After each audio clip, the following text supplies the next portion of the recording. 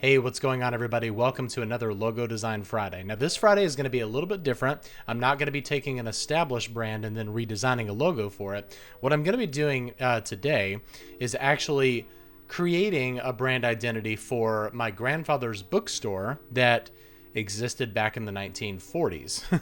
So very interesting. So I'll give you just a little bit of a backstory. So my grandfather owned this bookstore. Here's a picture of it right here. Back in the 1940s, and my dad and I actually went down to the city archives, and we were able to find this image. We also got a newspapers.com membership, and we found several examples of different ads from the bookstores. It was called the Book Nook in Murfreesboro, Tennessee, and it was really fascinating to be able to find all of this stuff. However, when I was looking through this, my dad is just as much visual identity and like kind of branding geek as I am. So when I was looking at this, at all the different things that we found, and this is just one. And here's another example. So these are just two examples right here. But looking through all of these, I actually found a common theme. There was no established brand identity for the bookstore, and I just thought it would be interesting to put together something and just kind of see what I could come up with for my grandfather's bookstore. We're designing it in such a way that it would have been presented in newspapers, in ads, and on the building and everything like that back during this time period. So we're going to kind of try to put aside a little bit of the more modern techniques and go completely classic with this. So obviously, since I'm putting this together on a newer computer and everything, I still want to try to do it as much as possible without actually going to pencil and paper and doing everything handwritten. So, and I already kind of have a good idea of what I'm wanting to do. So I'm going to just go ahead and get started. Let's just throw some words onto the artboard real quick. So during this time period.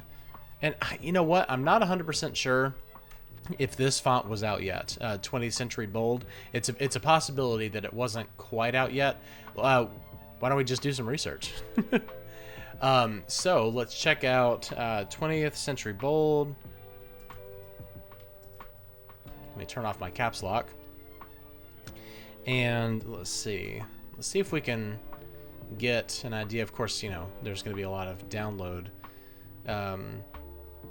download links and everything, but I want to see if, let's see, this is just when it was added to this particular site. Why don't we just ask,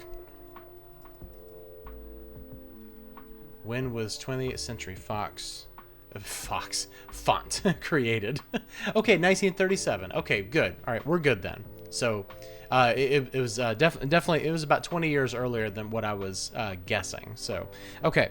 So I'm just going to kind of throw this on here. I think that, with 20th century, that was during that time period, it's very likely that it would have been this particular font. So let's just go ahead and get this going here. And let's kind of take a look at the image right here. Just kind of what I'm trying to envision here is, if you were walking down this street in this setting, with these cars and everything like that, what logo would you expect to see on the window? So that's kind of what I'm going for here. So let's go ahead and do some kerning with this right here. You know what? I think that I don't know. I'm just kind of thinking that we should expand it a little bit. Rather than tightening, we should just go ahead and expand it, because back during this time period, 40s, 50s, things were, kind of in your face a little bit, like really nice and bold and everything. There was definitely simplicity to it, but definitely, there's definitely more of a, an in your face mixed with,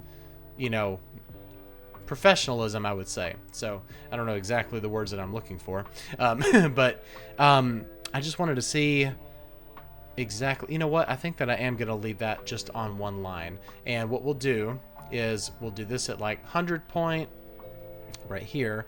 And what I might do is instead of doing this on kerning, I may actually go through and use the alignment tool to space out these letters. So let's just kind of experiment with that a little bit. So that, since that is 100, I'm gonna probably bring this up to 150, something like that.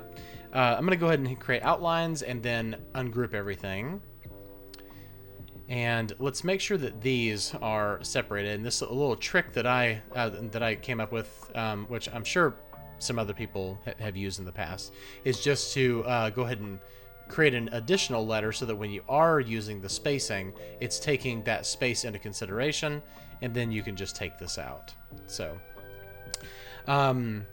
let's see here. So we've got a little bit too much spacing, in my opinion anyway, between these two, between the O and that B right there. I don't hate the spacing between these two O's, but it was just the spacing between the O and the B. It was just too much. And then let's see here. Let's make sure that the spacing here is consistent. It is. But for some reason, it just looks a little bit too wide for me. But I think that it's okay. Let's just kind of let's do this. Let's align this to the E. Let's go ahead and ungroup that as well. There we go. So we'll align this to the edge of this E right here, and then this to the edge of the T. And I think that we've got some good spacing going on there. All right, so kind of just what's popping. I'm basically just going this, you know, just kind of going with it, just going with the flow, getting some ideas as I go. So I'm a poet and didn't know it. Not a very good one, though. All right, so now let's just kind of push, make that 0. Oh, not 25 inches, 0.25. Okay, too far down, so we'll do that. And then I think I'm just gonna copy, I'm just gonna duplicate this, bring it down again by about 0.0625, and then whack this in half. There we go. All right. Okay. All right, that's looking cool. So it's kind of making it look like it's, you know, like kind of sitting on top of a stack of books there. All right, so I'd like to go a little bit more. So with something like this B right here, I'd kind of like to incorporate the image of a book if possible. Bring this to the front. I do like that drop shadow a lot, and basically I just want to kind of make this look like it is a book. Or actually, you know what? I really like that effect overall. Maybe I'll just apply that, and they saw, you know, like they saw this type of thing quite a bit. So let's just grab that top layer right there, and then just add a stroke to this. That is cool. I really like that a lot. So what if we did, let's try to play around with the effect a little bit.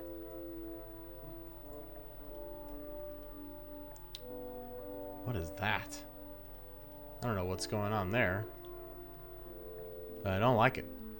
No sir, I don't like it. All right. What if we did this? Let's try, because sometimes really strange things can happen with certain fonts and the way that effects are applied to them and everything. So what I'm gonna try to do here, and is that the one that we're having the trouble with? I think it is. Yeah, it is. It's the one that we're having the trouble with. So let's grab this down here at the bottom, and then just make like a compound path. Sometimes I can clean up some of those problems that it's having. Oh, that's weird. What is going on with that? Combine the shape, maybe. There we go. Okay, so it just needed the shape to be united for whatever reason. I don't know why. Okay. Any Super Illustrator geeks out there, you can tell me what that was all about, because I have no idea. All right. Actually, I think I like it better 100% black, like that. So, and what you could do here, you know, like keep in mind, pretty much every newspaper back then was in black and white. But if you were to do some kind of a color version of this, I'm kind of envisioning like a reddish orange, and let's see, let's kind of go in this area a little bit.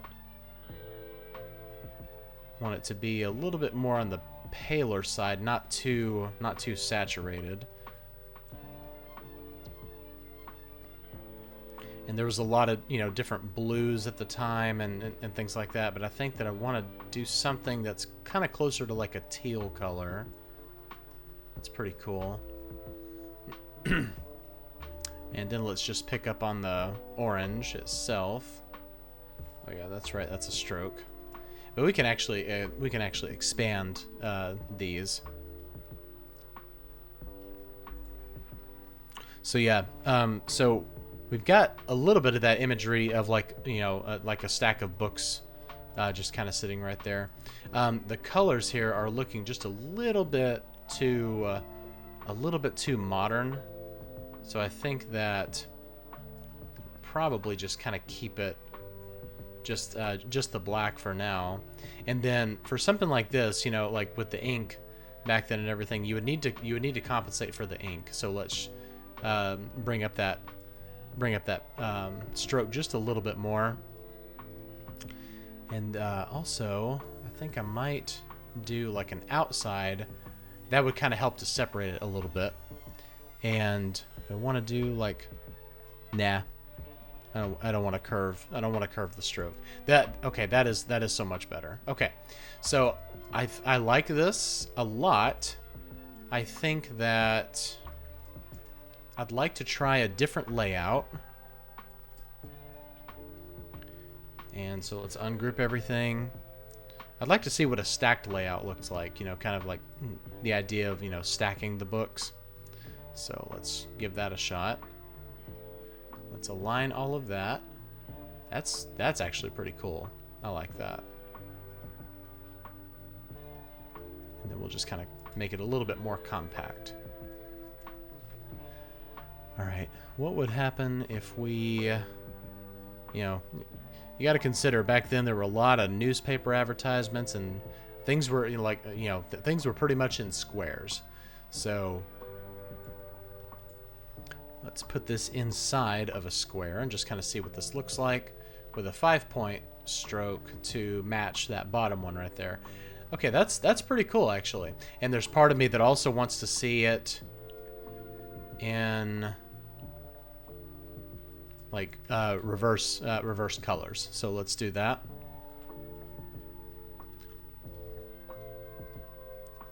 And should be able to, wait, hold on. Got to ungroup that first. Okay, now go into here. Okay, good.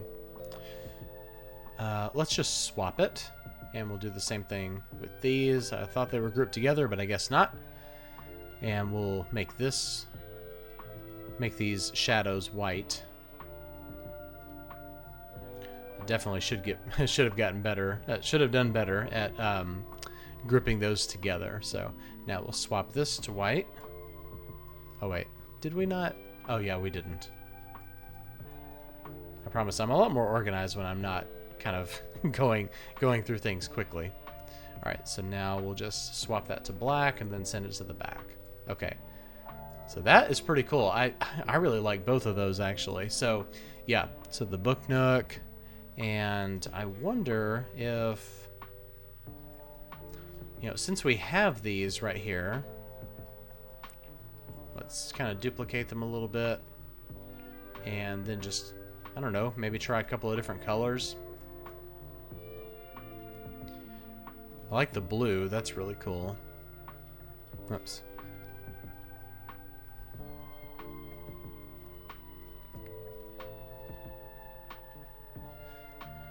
And we'll just kind of do that right there. That's nice. I like that a lot. That's supposed to be, wait. Supposed to be 5. Oh, it's because I didn't have my scales turned on, so no big deal. We'll just go 5 and then 2.5 just to kind of see what it looks like. There we go.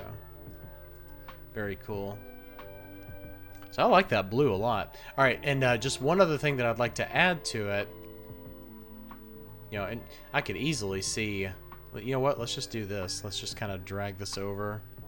I'm going to copy this real quick and then hit scale, stroke, and effect so I can actually turn this down and just kind of go like this.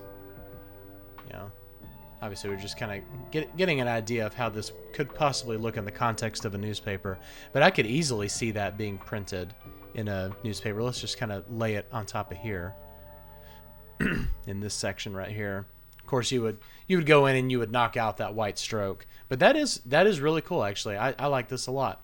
So it's got a real nice classic feel to it, you know, like while still feeling, you know, like it's a good identity and everything, and it could easily, it could have easily been done during this time period. But what I'd like to do is, sorry, my throat is just still killing me a lot.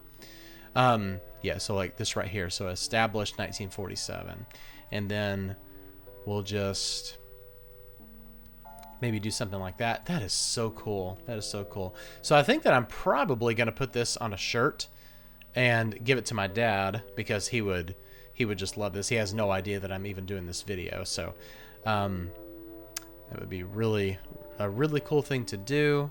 Just kind of give him a shirt as like a, you know, Happy Tuesday gift or something like that. Okay, so here it is, my grandfather's bookstore. Here's the logo identity for the Book Nook. You could use it this horizontal and then also this vertical right here. It's really giving me, you know, it's really giving me retro vibes overall, but that blue and the white is really giving me some like 80s vibes. So it's definitely, you know, a little bit outside of what I was going for, but I think that overall, like just kind of utilizing that shadow, you know, it's still recognizable and everything, and I don't know, I just really like it. So let me know what you think of this down in the comments. And also, if you like this video, please remember to hit like and subscribe, and also click the bell for notifications to be notified of all new content. It really helps me out when you subscribe, so I appreciate that. Thanks a lot for watching, and I'll see you next time. Bye bye.